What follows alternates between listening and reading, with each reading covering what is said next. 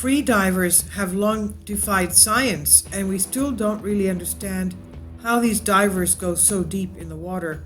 This is by Kevin Hong, Honorary Professor Physiology UCL of the UK, and it's on The Conversation.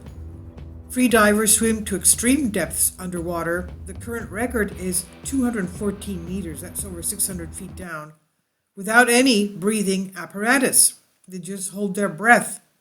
Champions can hold their breath for extraordinary amounts of time.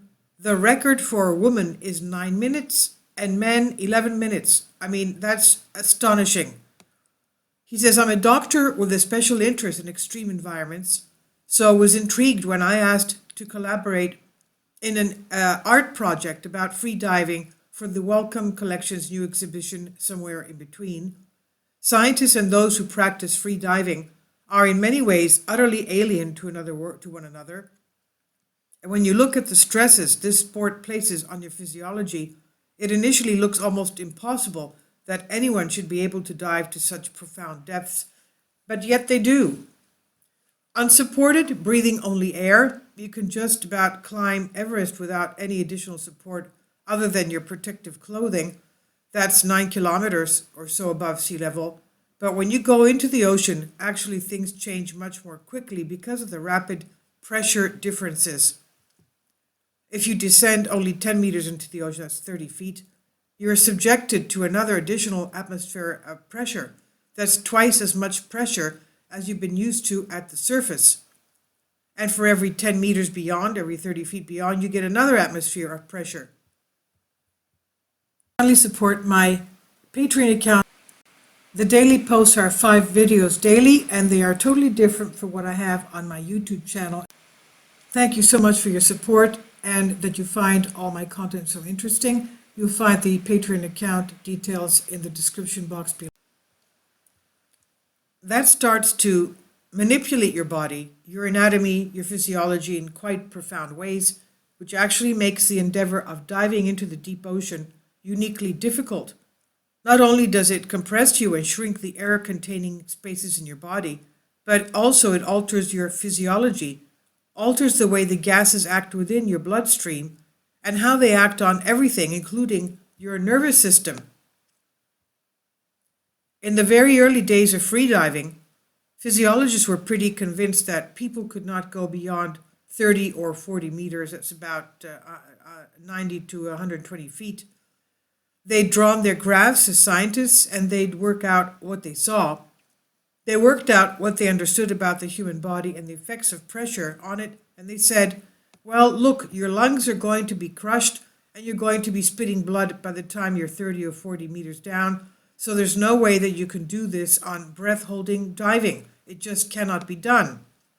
But of course, free divers decided to do it anyway, and they swam well past those theoretical limits.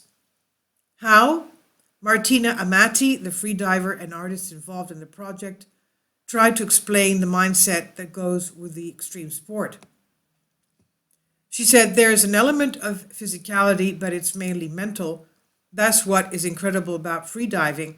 It's not about your physical ability, but about your mental skills and mental training, basically.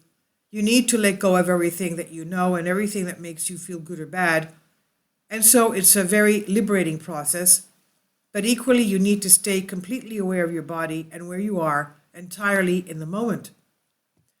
At a depth of 10 meters, that's 30 feet, we need more oxygen in our bloodstream than at 100 meters because the pressure of the water all around makes the oxygen more potent. So the most tricky part of a deep dive is the last stage of the ascent, when there is the risk of a shallow water blackout as the pressure fades and the oxygen levels in your tissues suddenly drop. Getting started is hard as well. You are buoyant at the surface and for the first few meters of the dive. As you start to descend, though, the pressure of the water pushes you back towards the surface until around 13 meters to 20 meters depth, that's about 60 feet. When the dynamic is reversed, and here according to Amati, she says, your body begins to sink a little bit like a stone. We call this part of the free fall the moment when free divers stop moving completely and the most beautiful part of the dive. when you eventually come back from a dive and you take your first breath, every time it feels like your first breath ever. So for me, it feels like being born again. I think of the water a little like a womb, she says. As a diver, when you experience what you experience is a changing chemistry of your bloodstream as the increased pressure allows gases to dissolve more easily and exert their effects more readily. So the nitrogen, the larger amount of nitrogen that dissolves in your bloodstream, behaves as a narcotic and actually makes you feel quite drunk. And at only 30 or 40 meters, that's 90 to 120 feet down, if you dive at those limits, the additional nitrogen can make you feel quite euphoric. As a free diver, going deeper, you're just squeezing those last dregs of oxygen out of your bloodstream and trying to subsist on much lower levels than any human being normally ever does.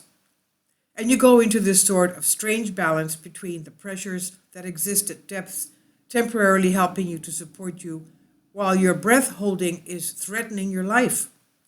It's really a very, very precarious balance, and it requires you to enact some very weird, very strange, and not at all that well understood physiological feats just to stay alive. The depth records for human freediving now are quite absurd, not tens but hundreds of meters down. People have rough models of how that is achieved.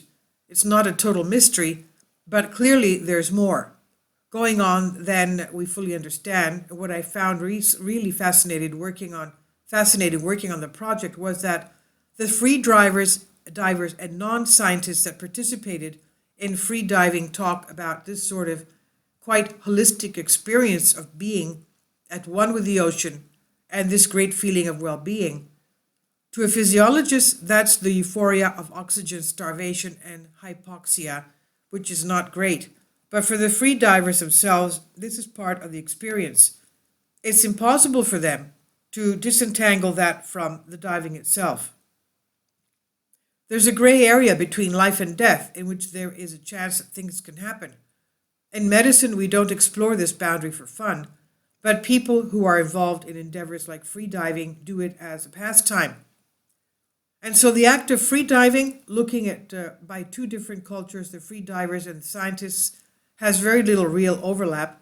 One looks on in fascinated horror, and the other sort of sees it as a way of life. For me, then, this was much more than just an art-science collaboration. There was a real reason to bring those two spheres together here.